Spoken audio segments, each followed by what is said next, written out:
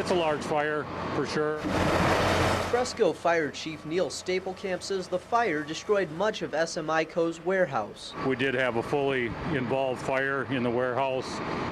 Initiated an aggressive attack on that from the exterior as well as some interior as much as we safely could. Immediately set up to keep it from getting into the production area and the office area.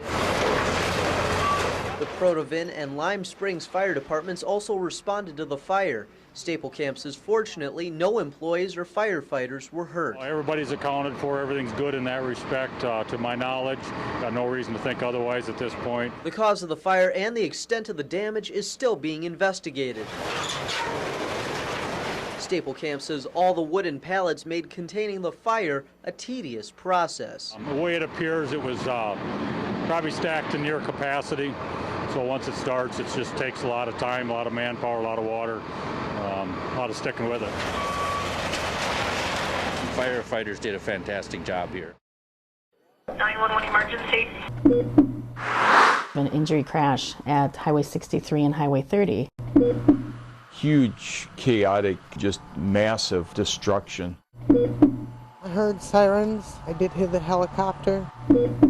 The driver had fallen asleep. He had went through the stop sign. I don't think he braked at all. We just hit and then we just spun. Many of the occupants were then thrown a fairly significant distance. Where are my babies? Where are my babies?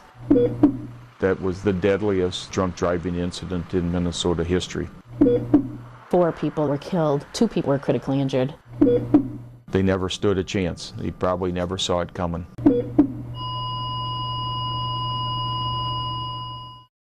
Sometimes I think I'm going to wake up and it's all going to be just one hell of a nightmare, but every day I wake up, the reality sets in that I am without 2 children, without a grandchild, and 2 very, very special friends. Rita Siha and her fiance, Terry Milholland, were celebrating the birth of their little boy last Memorial Day weekend. And it was quite the miracle baby because I was told 12 years ago I couldn't have any more kids. Raymond was just 5 weeks and 5 days old when the happy couple took him to Austin to meet the rest of the family. We grilled out with the family, had a good afternoon, and we left there about 7:30. 3 of those family members tagged along for the ride back to Rochester. Rita's 19-year-old daughter Heidi, her 2-year-old grandson Carter, and friend Jared Beers. I then called Sherry, my son's girlfriend, and said, can you go upstairs and shut the bedroom window because it's going to be too cold for Raymond. But Sherry wouldn't have needed to because Raymond never made it home that night. Minutes later, Rita's van was T-boned by a drunk driver who fell asleep at the wheel. His blood alcohol level was nearly 2.5 times the legal limit. He blew through a stop sign, hitting 68 miles per hour 1 second before impact. His car went flying into a ditch, ultimately landing upside down. Amazingly, he avoided serious injury. Rita's van went into a spin and then into the opposite ditch. The force was enough to shear off the entire driver's side of the van and the trunk. Nearly everyone was thrown from the vehicle. My daughter Heidi was found here. Carter or Raymond, one of them up there, and one over here, and Gerald was way back there. Rita managed to survive. So did her grandson Carter. Both were taken to St. Mary's Hospital in critical condition. Both were hanging on by a thread. I remember whispering in his ear that his mommy wanted him. Carter? And Grandma was okay. And she'd take care of things down here if he would just go to his mom because her arms were open and she wanted him.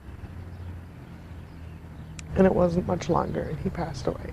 Carter died the morning of May 29th. I love you, babies. Laid to rest in the same casket as his mother and baby Raymond. I wanted her to hold the babies and know they were secure and not alone. Rita would miss Jera's funeral and the chance to say goodbye to her fiancé 1 month shy of their wedding.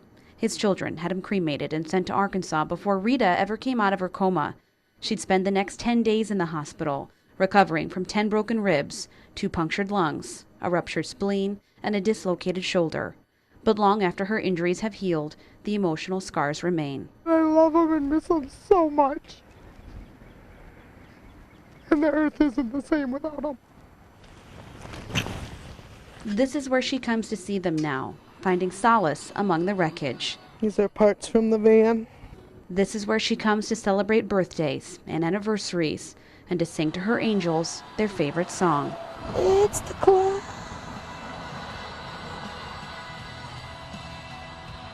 And among the 5 white crosses, a light, giving hope that one day she'll be able to sing this to them in heaven. A light that burns bright through the night, just like the one on Rita's front porch. The last one in at night, last one to come home. I always shut the porch light off. They haven't come home yet, so we can't shut it off.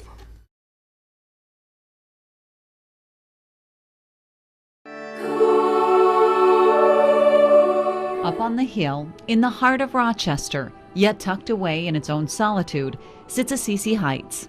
The Roman Catholic sisters live here. They worship here, and, well, what else do they do? For one, they gather for fellowship. We have more fun in community being together. A lot of laughter.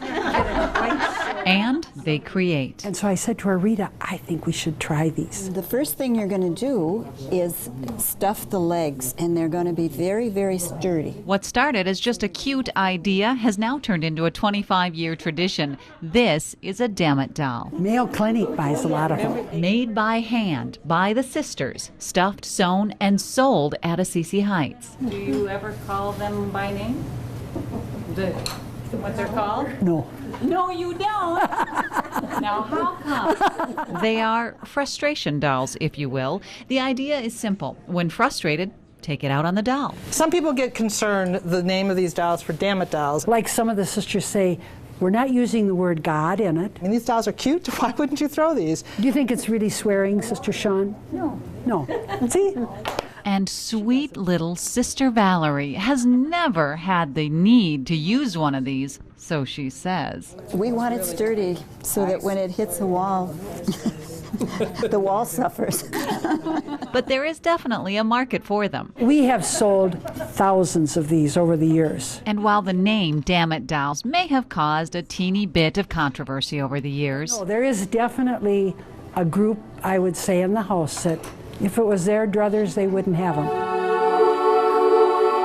but the concept, the name, and their purpose gets attention. And the bottom line, they sell. I mean, the people love them. When you think you want to climb the wall or stand right up and shout, here's a little Dammit doll you cannot do without.